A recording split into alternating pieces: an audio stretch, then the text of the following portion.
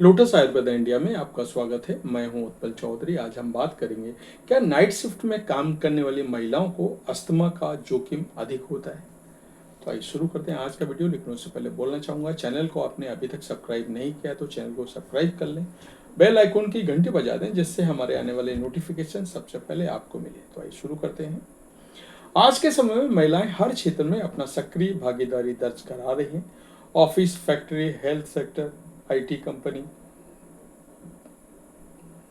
हर जगह महिलाएं दिन रात मेहनत कर रही हैं। लेकिन नाइट शिफ्ट में लगातार काम करने से उनकी सेहत पर बुरा असर पड़ता है।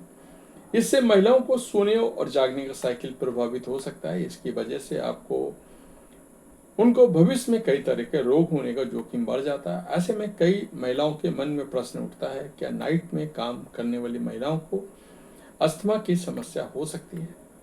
नाइट शिफ्ट और अस्थमा का संबंध। हमारे शरीर का एक प्राकृतिक घड़ी होती है जिसे सर्कैडियन रिदम कहते हैं। ये शरीर के सोने जागने, हार्मोन रिलीज, शरीर के तापमान और इम्यून सिस्टम को कंट्रोल करती है। जब हम रात में जागते हैं तो दिन में सोने की कोशिश करते हैं तो ये सर्कैडियन रिदम गड़बड़ा जाता है। इसका असर हमारे संपूर्ण स्वास्थ्य पर पड़ता है और खासकर फेफड़ों और श्वसन तंत्र पर देखने को मिलता है। नाइट शिफ्ट में काम करने वाली महिलाओं में अस्थमा होने की संभावना उन महिलाओं की तुलना में अधिक होती है जो दिन में काम करती हैं। इसके दो कारण हो सकते हैं: नींद की कमी और खराब क्वालिटी। नाइट शिफ्ट के कारण नींद का पैटर्न बिगड़ता है। नींद की कमी इम्यून सिस्टम कमजोर करती है जिससे शरीर एलर्जी या सांस की बीमारियों के प्रति संवेदनशील हो सकता है। हार्मोनल असंतुलन। महिलाओं के शरीर में हार्मोनल बैलेंस पहले से ही अधिक संवेदनशील होता है। नाइट शिफ्ट के कारण मेलाटोनिन और कोर्टिसोल जैसे हार्मोन प्रभावित होते हैं जो चंद्रमा के ट्रिगर फैक्टर बन सकते हैं। कौन सी महिलाओं को होता है ज्यादा खतरा? जो महिलाएं पहले से एलर्जी या सांस की समस्याओं से पीड़ित होती हैं, जो महिलाएं लंबे समय से नाइट शिफ्ट में काम कर रही हो, 5 साल या उससे ज्यादा, तनाव और नींद की समस्या से जूझ रही हो, जो स्मोकिंग करती हैं या प्रदूषित वातावरण में काम करती हैं।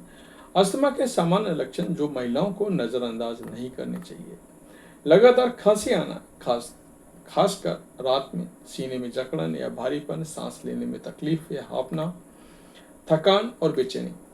अस्थमा से बचाव के लिए क्या करें? अगर आप नाइट शिफ्ट में काम कर रहे हैं और इन लक्षणों को महसूस कर रही हैं तो इन सुझावों को आपको अपनाना होगा। ये आपके लिए फायदेमंद है। नींद का ध्यान रखें, हर हाल में 6 से 8 घंटे की गहरी नींद लेना जरूरी है, चाहे वो दिन में ही क्यों ना हो। सोने का एक फिक्स टाइम बनाएं। शारीरिक गतिविधि करें, नियमित योगा, प्राणायाम और हल्की एक्सरसाइज करें। फेफड़ों की क्षमता बढ़ाने में मदद करती है।